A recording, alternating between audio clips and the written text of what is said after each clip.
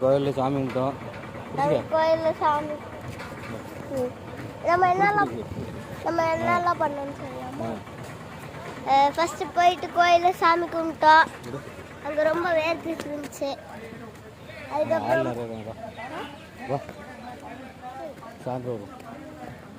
அங்கே ரொம்ப வேர்த்துட்டு இருந்துச்சு. அதுக்கப்புறம் போயிட்டு சாப்பிட்றதுக்காக எல்லாம் நம்ம சாமி நல்லா இருந்தாங்க. சாமி ஆட்டம்லாம் ஆடினாங்க, பார்த்தோம்.